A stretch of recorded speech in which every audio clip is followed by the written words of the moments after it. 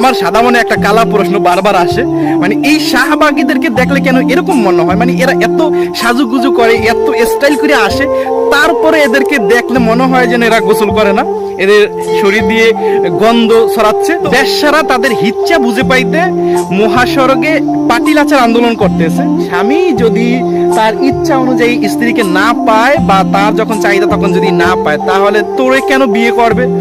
তোরে বিয়ে কইরা কেন তোর যাবজ্জীবনের দায়িত্ব নিবে?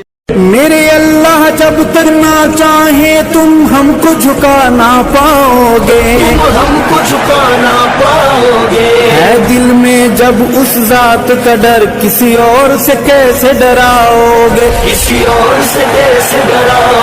দেখতে পাচ্ছেন বেশ্যারা তাদের হিচ্ছা বুঝে পাইতে মহাসড়কে পাটিলাচার আন্দোলন করতেছে।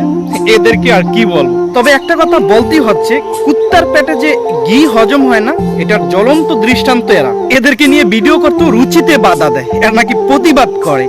কি পরিমাণ নোংরা ভাষা, কি পরিমাণ বিশ্রী অঙ্গভঙ্গি, অশ্লীল অঙ্গভঙ্গিতে তারা প্রতিবাদ করতেছে। এগুলো দেখলে মানে অনিচ্ছা সত্ত্বেও ঘৃণার থুতু নিক্ষেপ আসে। আচ্ছা ভাই, এদেরকে কি বাধা দেওয়ার মতো কেউ নাই? এদের আত্মীয় স্বজন, পিতা মাতা বা পাড়া প্রতিবেশী ভাই বোন কেউ কি নাই এদেরকে বাধা দেওয়ার মতো? ও আমি তো ভুলেই গেছি, এরা তো শাহবাগী। আর শাহবাগীদের তো বাবা মা আত্মীয় স্বজনে মানে কেউ থাকে না।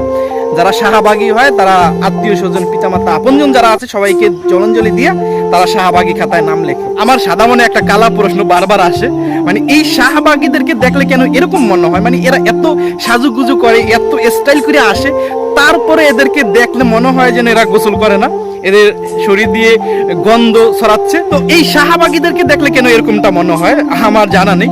আপনাদের যদি জানা থাকে তাহলে আমাদের কমেন্ট সেকশনে লিখে যাবেন। এরা যে আন্দোলনগুলো করতেছে, এই আন্দোলনের মূল কথা হয়েছে নারীর অধিকার নিয়ে, নারী সংস্কার। যাই হোক, এখানে এদের যেই ব্যানারগুলো এরা নিয়ে আসছে, এখানে বিভিন্ন লেখা দেখবেন আপনারা, নারীর যৌন স্বাধীনতা, নারীর স্বাধীনতা। তারপর আপনার একটা লেখা দেখে আমি অবাক হয়ে গেলাম যে বৈবাহিক ধর্ষণের আইন তারা চায়, লেখা আছে বৈবাহিক ধর্ষণের আইন চাই। ভাই, এটা দ্বারা তারা কি বুঝাইতে চাইছে আপনি কি বুঝতে পারছেন? এটা তারা বুঝাইতে চাইছে যে একটা স্বামী যখন স্ত্রীকে তার শারীরিক চাহিদার জন্য ডাকবে, তখন যদি স্ত্রী স্বইচ্ছায় না যায় তাহলে এইটা হবে ধর্ষণ, ঠিক আছে?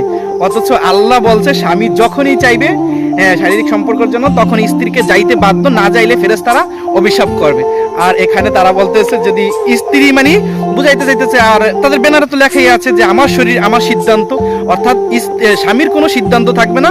এখানে আমি যখন চাইবো তখনই ইচ্ছা করলে আমি শারীরিক সম্পর্ক করতে পারবো, স্বামীর কোনো ভ্যালু নাই। তার মানে স্বামী যদি তার ইচ্ছা মতো করতে চায় শারীরিক সম্পর্ক বা ইচ্ছা মতো ডাকে, তাহলে এইটা হবে ধর্ষণ। ভাই, স্বামী যদি তার ইচ্ছা অনুযায়ী স্ত্রীকে না পায় বা তার যখন চাহিদা তখন যদি না পায়, তাহলে তোরে কেন বিয়ে করবে? তোরে বিয়ে কইরা কেন তোর যাবজ্জীবনের দায়িত্ব নিবে? তোকে কামাই করে কেন এই স্বামী তোকে খাওয়াইবে? এটা বল। তারপর দেখেন, এরা তো আন্দোলন করতেছে যৌনকর্মীদেরকে শ্রমিক হিসাবে মানে তাদেরকে স্বীকৃতি দিয়া তাদেরকে সহজ করে দিতেছে। তো এভাবে যদি যৌনকর্মীদেরকে শ্রমিক হিসাবে স্বীকৃতি দিয়ে একবার সহজ করে দেয়, পাড়ায় মহল্লায় গ্রামগঞ্জে সবখানে যৌনকর্মীরা থাকবে, এই যে পতিতালয় যেই বিষয়টা বা এটা তো আরো সহজ হয়ে যাবে। তাহলে একটা পুরুষ তো চাইলে 200-500 টাকা দিয়ে সেখানে যাইতে পারবে। তাহলে তোরে বিয়ে কইরা কেন তোর বোঝা যাবজ্জীবন টানবে? যদি তোর ইচ্ছা মতো তোকে পাইতে হবে বা তোর ইচ্ছার বাহিরে গেলেই ধর্ষণ হবে এবং এইটার জন্য আইন হবে বা আদালত হবে। ভাই, মাথায় কিছু আছে? এদেরকে নিয়ে কি বলবো? বললে অনেক বলা যাবে, মানে ভিডিও অনেক লম্বা হবে। আজকের ভিডিওতে আর বলবো না, সামনে আরো বলবো। যাই হোক দর্শক, ভিডিও শেষ করে দিচ্ছি। আপনার মূল্যবান মতামত অবশ্যই আমাদের কমেন্ট সেকশনে লিখে যাবেন। যাবার আগে ছোট করে একটা কথা না বললেই না, আমাদের চ্যানেলে নতুন হলে সাবস্ক্রাইব করে পাশে থাকা বেল আইকনটাতে প্রেস করুন। ভালো থাকুন, সুস্থ থাকুন। আসসালামু আলাইকুম ওয়া রাহমাতুল্লাহ।